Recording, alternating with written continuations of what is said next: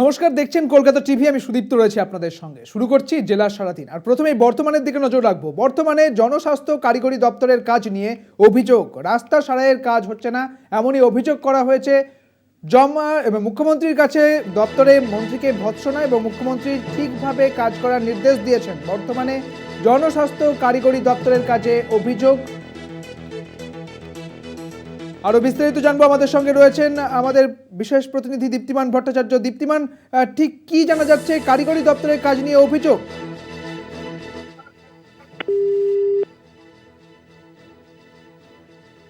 আমরা আবারও যোগাযোগ করার চেষ্টা করবো আমাদের বিশেষ প্রতিনিধি দীপ্তিমান ভট্টাচার্যের সঙ্গে। আপনাদের জানিয়ে রাখি, বর্তমানে জনস্বাস্থ্য কারিগরি দপ্তরের কাজ নিয়ে অভিযোগ, রাস্তা সারাইয়ের কাজ হচ্ছে না, এমনটাই অভিযোগ জমা পড়েছে মুখ্যমন্ত্রীর কাছে। দপ্তরের ভাবে কাজ করার নির্দেশ দিয়েছেন মুখ্যমন্ত্রী মমতা বন্দ্যোপাধ্যায়।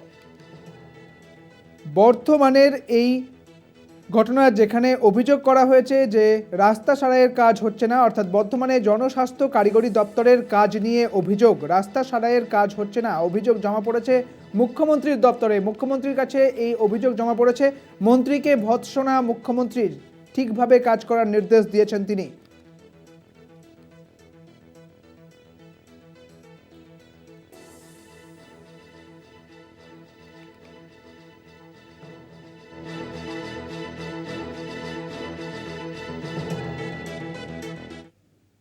আর অন্যদিকে পঞ্চায়েত এবং সেচ দপ্তরের কাজের খতিয়ান দিতে নির্দেশ দেওয়া হয়েছে। জনগণের কাজ ক্ষতিগ্রস্ত হচ্ছে, জনগণের কাজে গাফিলতিতে কোনো রকমভাবেই কোনো রেয়াত করা হবে না, এমনটাই বার্তা দিয়েছেন ক্ষুব্ধ মুখ্যমন্ত্রী।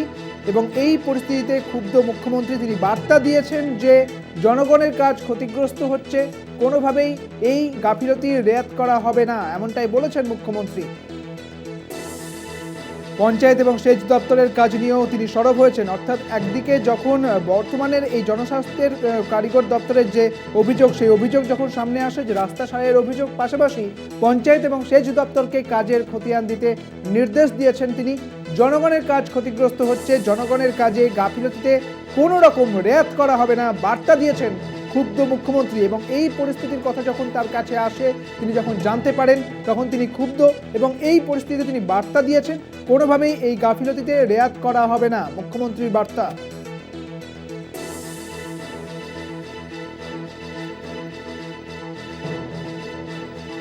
আমাদের আরও একবার জানিয়ে রাখি, সেচ দপ্তরের কাজ এবং পঞ্চায়েতের কাজ নিয়ে এবং কাজের খতিয়ান দিতে নির্দেশ দেওয়া হয়েছে।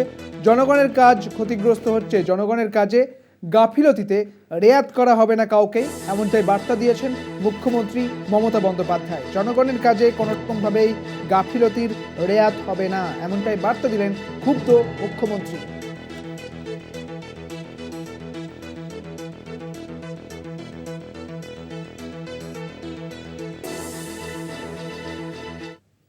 আর অন্যদিকে মলয় ঘটকের ওপরেও ক্ষুব্ধ মুখ্যমন্ত্রী। দপ্তর চালাতে না পারলে আমি নিয়ে নেব, এমনটাই বলেছেন মুখ্যমন্ত্রী। আইনে কি করছেন, বন্ধ নিয়ে কিছু করতে পারলেন না, এমনটাই প্রশ্ন তুলেছেন তিনি।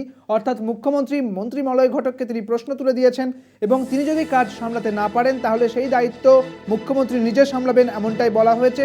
দপ্তর চালাতে না পারলে আমি নিয়ে নেব, আইনে কি করছেন, বন্ধ নিয়ে কিছু করতে পারলেন না, এমনটাই বলেছেন মুখ্যমন্ত্রী। অর্থাৎ মুখ্যমন্ত্রী মমতা বন্দ্যোপাধ্যায় তিনি মলয় ঘটককে হুঁশিয়ারি দিলেন এবং তিনি বলছেন যদি দপ্তর সামলাতে আপনি না পারেন তাহলে সেই দপ্তরের কাজ আমি নিয়ে নেব। আইনে কি করছেন, বন্ধ নিয়ে কিছু করতে পারলেন না কেন, এমনটাও প্রশ্ন তুলে দিয়েছেন মুখ্যমন্ত্রী মমতা বন্দ্যোপাধ্যায়। তিনি প্রশ্ন তুলেছেন এবং মলয় ঘটকের ওপর ক্ষুব্ধ মুখ্যমন্ত্রী, তা একেবারেই পরিষ্কার। মলয় ঘটকের ওপর ক্ষুব্ধ মুখ্যমন্ত্রী, দপ্তর চালাতে না পারলে আমি সেই দপ্তরের কাজ নিজে সামলাবো এবং আমি এই কাজ নিয়ে নেব, এমনটা বলা হয়েছে মুখ্যমন্ত্রীর পক্ষ থেকে। আইনে কি করেছেন অর্থাৎ এবং বন্ধ নিয়ে কিছু করতে পারলেন না কেন। এবং আপনারা জানেন যে আজকে যে বন্ধ ডাকা হয়েছিল বিজেপির পক্ষ থেকে, সেই বন্ধকে ঘিরে বিভিন্ন জায়গায় কিন্তু বিক্ষিপ্তভাবে উত্তেজনা ছড়িয়েছে এবং তারপরেই মলয় ঘটককে দুষলেন মুখ্যমন্ত্রী।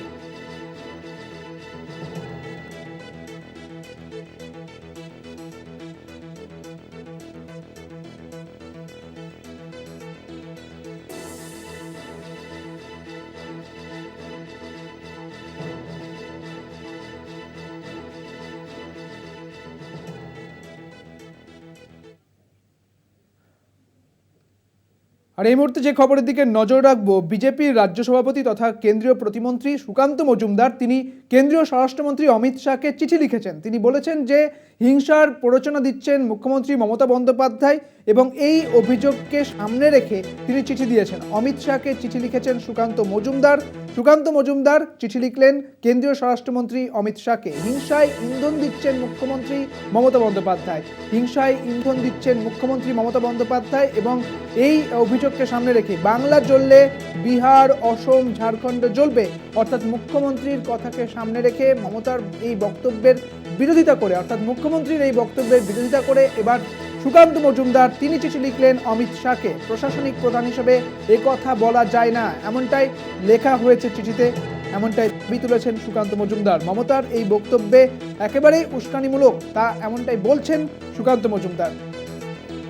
এই বক্তব্য হিংসায় প্ররোচনা দেবে এবং হিংসার প্ররোচনা দেবে বলেই তিনি চিঠি লিখলেন অমিত শাহকে। মুখ্যমন্ত্রীর পদে থাকার যোগ্যতা হারিয়েছেন মমতা বন্দ্যোপাধ্যায়, এমনটাই বলেছেন সুকান্ত মজুমদার।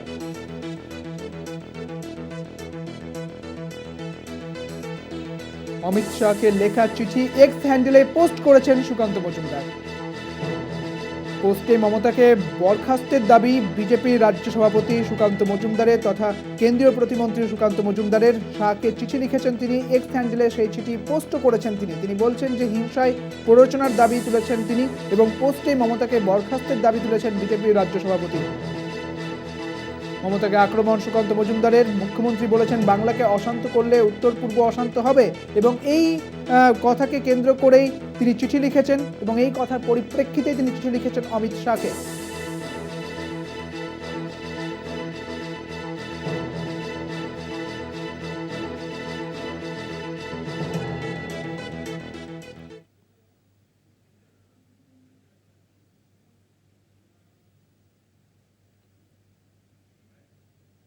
আর এই মুহূর্তে আবারও যে খবরের দিকে নজর রাখবো, মমতাকে আক্রমণ সুকান্ত মজুমদারের। মুখ্যমন্ত্রী বলেছেন যে বাংলাকে অশান্ত করলে উত্তর পূর্ব অশান্ত হবে। এটা বাংলাদেশের জামাতের ভাষা, দেশ বিরোধী শক্তিগুলির ভাষা। কেন্দ্রীয় এজেন্সিকে অনুরোধ মুখ্যমন্ত্রীর ওপর নজর রাখুন। তো বিজেপির রাজ্য সভাপতি তথা কেন্দ্রীয় প্রতিমন্ত্রী সুকান্ত মজুমদারের। মুখ্যমন্ত্রীকে আক্রমণ সুকান্ত মজুমদারের, তিনি ঠিক কি বলেছেন শুনুন।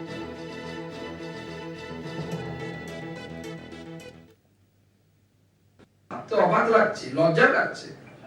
একজন ভারতবর্ষের ফেডারেল স্ট্রাকচারের মুখ্যমন্ত্রী হয়ে উনি বলছেন বাংলাকে অশান্ত করার চেষ্টা করলে আসাম অশান্ত হবে, মণিপুর অশান্ত হবে, নর্থ ইস্টকে অশান্ত করার কথা বলছে। কার ভাষা? বাংলাদেশের জামাতের ভাষা, ভারত বিরোধী শক্তিগুলোর ভাষা। বাংলার একজন মুখ্যমন্ত্রী, ভারতবর্ষের একজন মুখ্যমন্ত্রী হয়ে তিনি ভারতবর্ষের একটি অংশকে অশান্ত করার কথা বলছেন, নর্থ ইস্টকে অশান্ত করার কথা বলছেন।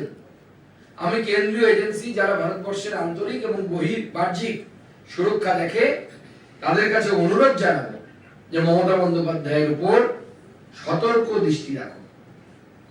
কারা, কোন কোন বিদেশি তারা মমতা বন্দ্যোপাধ্যায়ের সাথে বৈঠক করছেন বা মমতা বন্দ্যোপাধ্যায় কোন কোন বৈদেশিক শক্তির সাথে বৈঠক করছেন, আগামী দিনে আমি অনুরোধ করব কেন্দ্রীয় এজেন্সিগুলোকে তার প্রতি তীক্ষ্ণ নজর রাখার জন্য। তো অবাক লাগছে, লজ্জা লাগছে। পাশাপাশি মুখ্যমন্ত্রী মমতা বন্দ্যোপাধ্যায়কে আক্রমণ হিমন্ত বিশ্ব শর্মার। আপনারা এত সাহস কিভাবে হলো, এমনটাই তিনি বলেছেন যে আপনার এত সাহস কিভাবে হলো, আপনি অসমকে ধমকি দিচ্ছেন, আমাদের রক্তচক্ষু দেখবেন না এবং দেখাবেন না, এমনটাই বলেছেন তিনি। ভারতকে অগ্নিগর্ভ করে তোলার চেষ্টা করবেন না, বিভাজনকারী ভাষা বলা আপনার শোভা পায় না। তো অসমের মুখ্যমন্ত্রী হিমন্ত বিশ্ব শর্মার। এবার মুখ্যমন্ত্রী মমতা বন্দ্যোপাধ্যায়কে আক্রমণ করলেন অসমের মুখ্যমন্ত্রী হিমন্ত বিশ্ব শর্মা। তিনি ঠিক কি বলেছেন তা আপনাদের শোনাবো। তবে এই মুহূর্তে যাব, আমাদের সঙ্গে রয়েছেন আমাদের প্রতিনিধি দেবাশিস সেনগুপ্ত। দেবাশিস, অসমের মুখ্যমন্ত্রী হিমন্ত বিশ্ব শর্মা তিনি ঠিক কি বলেছেন? প্রথমে জানিয়ে রাখি যে বাংলার মুখ্যমন্ত্রী তৃণমূল সুপ্রিমো মমতা বন্দ্যোপাধ্যায় বেশ কিছুদিন ধরেই কিন্তু বলে আসছিলেন যে বাংলাকে অশান্ত করার চেষ্টা করছে এবং সে কথাকে কেন্দ্র করেই দেখা যাচ্ছে যে বেশ কিছুদিন ধরেই বিভিন্ন ঘটনাকে কেন্দ্র করে একটা উত্তপ্ত পরিবেশ তৈরি হচ্ছে। কার্যকরের ঘটনাকে পরিপ্রেক্ষিতে 12 ঘন্টার মধ্যেই কিন্তু রাজ্য সরকার তাদের যা করণীয় অর্থাৎ তদন্ত ভার তুলে দিয়েছিল এবং গ্রেপ্তারও করেছিল একজনকে এবং পরবর্তীকালে সিআইডির কাছে তদন্ত ভার তুলে দিয়েছিল। এবং রাজ্য সরকার যখন এই কাজ করছে তখন সেই মধ্যে কিন্তু সিবিআই মানে মহামান্য আদালতের নির্দেশে সিবিআই তদন্ত হয়। এবং সেসব নিয়েই যখন বলতে উঠেছে, আজকে দেখা গেছে যে গতকালও কিন্তু ছাত্র সমাজ নামে নবান্ন অভিযান ডাক দেওয়া হয়েছিল, সেখানে পুলিশকে আক্রান্ত করা হয়েছে। আজকে তাকে কেন্দ্র করে একটি রাজনৈতিক দল বিজেপির পক্ষ থেকে 12 ঘন্টার বন্ধ রাখা হয়েছে। এবং সেই সবসব মিলিয়েই কিন্তু আজকে যখন এখানে তৃণমূল ছাত্র পরিষদের যখন তাদের সমাবেশ ছিল, সেই প্রতিষ্ঠা দিবস, সেখানে মুখ্যমন্ত্রী তার বক্তব্য রাখেন। বক্তব্যের মধ্যে বেশ বলেছিলেন যে, বক্তব্যের মধ্যে বলা ছিল যে বাংলাকে যদি অশান্ত করা হয় তাহলে পার্শ্ববর্তী রাজ্যগুলো কিন্তু অশান্ত হবে।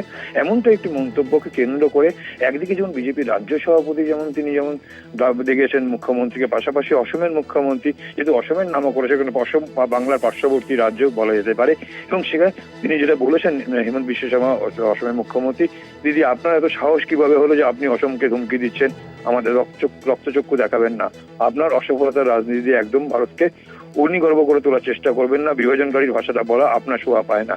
আর ঠিক এক স্টেপ আগেই কিন্তু এখানে রাজ্যের বিজেপি রাজ্য সভাপতি তিনি বলেছেন সিবিআই সেই সমস্ত এজেন্সি, তদন্তকারী সংস্থা যারা আন্তর্জাতিক বিষয়গুলো নজর রাখে, তারা বাংলার মুখ্যমন্ত্রীর উপর নজর রাখাতে সবটা মিলিয়েই কিন্তু মুখ্যমন্ত্রীকে কড়া ভাষায় আক্রমণ করেছে একদিকে যেমন বিজেপির রাজ্য সভাপতি, এবং তিনি এই বিষয়ে বিজেপির রাজ্য সভাপতি তিনি কেন্দ্রীয় স্বরাষ্ট্রমন্ত্রীকেও চিঠি দিয়েছেন।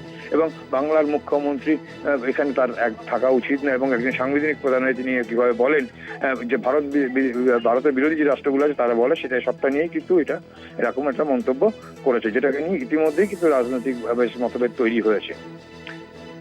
বেশ, অনেক ধন্যবাদ দেবাশিস তোমাকে। আমাদের সঙ্গে ছিলেন আমাদের প্রতিনিধি দেবাশিস সেনগুপ্ত। আপনাদের জানিয়ে রাখি, মুখ্যমন্ত্রী মমতা বন্দ্যোপাধ্যায়কে আক্রমণ হিমন্ত বিশ্ব শর্মার। আপনার এত সাহস কিভাবে হলো, এমনটাই প্রশ্ন তুলেছেন হিমন্ত বিশ্ব শর্মা। আমাদের সঙ্গে রয়েছেন তৃণমূল মুখপাত্র কৃষাণু মিত্র। আপনাকে কলকাতা টিভিতে স্বাগত জানাচ্ছি। এই মুহূর্তে যে খবর জানা যাচ্ছে যে হিমন্ত বিশ্ব শর্মা তিনি বলছেন যে আপনার এত সাহস কিভাবে হলো, অর্থাৎ মুখ্যমন্ত্রীকে তিনি আক্রমণ করছেন, কি বলবেন? হেমন্ত বিশ্ব শর্মা সম্পর্কে যত কম বলা যায় অত ভালো। আগে উনি মমতা বন্দ্যোপাধ্যায়কে প্রশ্ন করার রাজনৈতিক যোগ্যতা অর্জন করুন, তারপরে উনি এইসব করবেন। বালখিল্যপনার কাজ করছেন। ওনার দলের নেতা নরেন্দ্র মোদী, অমিত শাহ, তারা মুখ্যমন্ত্রীকে সম্মান দিয়ে কথা বলেন। হেমন্ত বিশ্ব শর্মা শুধু আসামের মুখ্যমন্ত্রী নয়, যতটা আমার খবর উনি সম্পূর্ণ বিজেপির হয়ে উত্তর পূর্বাঞ্চল দেখেন। ওনার তত্ত্বাবধানে আসামে বাঙালিদের উপর অত্যন্ত জঘন্য আক্রমণ নামিয়ে আনা হয়েছে বিগত বেশ কিছু বছর ধরে। এখনো এনআরসি নাম করে বাঙালি হিন্দু মুসলমান নির্বিশেষে সেখানে আক্রান্ত, সেখানে তারা রাজ্য সরকারের কোনো সহযোগিতা পাচ্ছে না। মণিপুর জ্বলছে, নতুন করে ত্রিপুরাতে তীব্রমাথা এবং বাঙালিদের সাথে ঝগড়া লাগিয়ে দেওয়ার নোংরা চক্রান্ত বিজেপির রাজ্য সরকার এবং হেমন্ত বিশ্ব শর্মারা করেছে। মেঘালয়তে আরেকটি শান্তিপূর্ণ রাজ্য, সেইখানেও বিজেপি সরকার, বিজেপি জোট সরকার গঠন হওয়ার পর পুনরায় বাঙালিরা আক্রান্ত হয়েছে। তো সুতরাং হেমন্ত বিশ্ব শর্মা নিজেদের রাজ্য এবং পার্শ্ববর্তী রাজ্য যার দায়িত্ব উনাকে অমিত শাহ দিয়েছেন সেটাকে শান্ত করুন, সেখানে বাঙালিদের রক্ষা এবং বাঙালিদের যেটা হিউম্যান রাইট সেটাকে রক্ষা করা, আমাদেরকে উদাহরণ দেখান, আমাদেরকে আশ্বস্ত করুন যে সেখানে বাঙালি ভারতীয়রা সুরক্ষিত। উনি নিজের রাজ্য সামলাতে পারেন না। আজকে মুদ্রাস্ফীতি থেকে অর্থনৈতিক অবস্থা আসামে প্রচন্ড খারাপ অবস্থাতে চলে যাচ্ছে। সেখানকার মানুষ আজকে লোয়ার আসামের সিলেট যেটা বরাক ভ্যালির মানুষজন কি বলছেন, কোনো উন্নয়ন নেই। নিজের রাজ্যতে উন্নয়ন করতে পারেন না উনি। মমতা বন্দ্যোপাধ্যায় যাকে পশ্চিমবাংলার অন্যতম উন্নয়নের কাণ্ডারি বাংলার মানুষ চোখের নয়নের মনি করে রেখেছেন, উনার দল এখানে যেরকম অশান্তি করছেন, উত্তর পূর্বাঞ্চলের কি ছিরি করে রেখেছেন। আজকে বাংলাদেশের মতো একটা ছোট রাজ্য, একটা ছোট রাষ্ট্র, তার একটা চুনোপুটি নেতাও তারা চোখ রাঙাচ্ছে ভারতকে এবং উত্তর পূর্বাঞ্চল অশান্ত করে দেব বলছেন। মুখ্যমন্ত্রী বলেছেন ভারতের সাথে সংযোগ স্থল, যে ল্যান্ড বর্ডারটা উত্তর পূর্বাঞ্চলে বাংলার মাটিতে হয়ে যায়। বাংলার মাটি যদি বিজেপি এইভাবে অশান্ত করে তাহলে উত্তর পূর্বাঞ্চলে তার প্রভাব পড়বে। মুখ্যমন্ত্রী ভারতবর্ষের সম্প্রীতি, ভারতবর্ষের সভারেন্টি নিয়ে কথা বলেছেন। হেমন্ত বিশ্ব শর্মাদের যদি সেই শিক্ষা এবং রাজনৈতিক প্রজ্ঞা না থাকে ওনারা কথা কম বলুন, কাজ করে দেখান। ধন্যবাদ। বেশ, অনেক ধন্যবাদ আপনাকে। আমাদের সঙ্গে ছিলেন তৃণমূলের মুখপাত্র কৃষাণু মিত্র।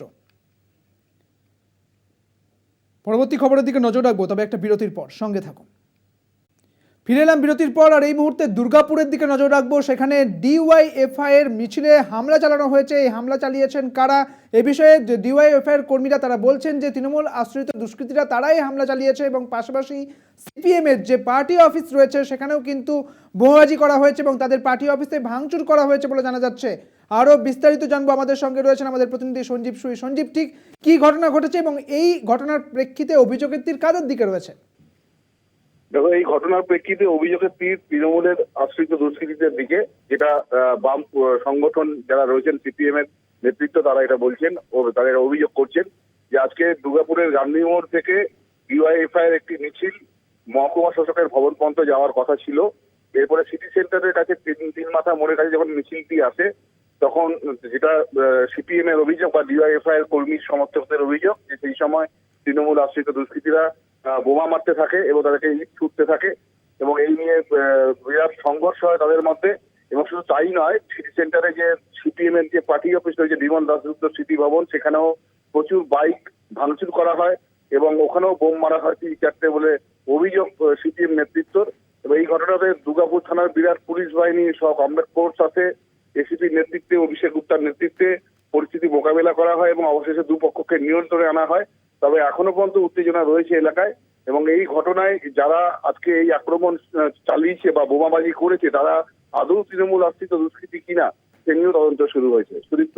বেশ, অনেক ধন্যবাদ সঞ্জীব, তোমাকে। আমাদের সঙ্গে ছিলেন আমাদের প্রতিনিধি সঞ্জীব সুই। আপনাদের জানিয়ে রাখি, দুর্গাপুরের ডিওয়াইএফআই এর যে মিছিল বেরিয়েছিল সেই মিছিলেই হামলা চালানো হয়েছে। যদিও তাদের অভিযোগ, অর্থাৎ ডিওয়াই কর্মী সমর্থকদের অভিযোগ, তৃণমূল আশ্রিত দুষ্কৃতীরা তাদের ওপর হামলা চালিয়েছে।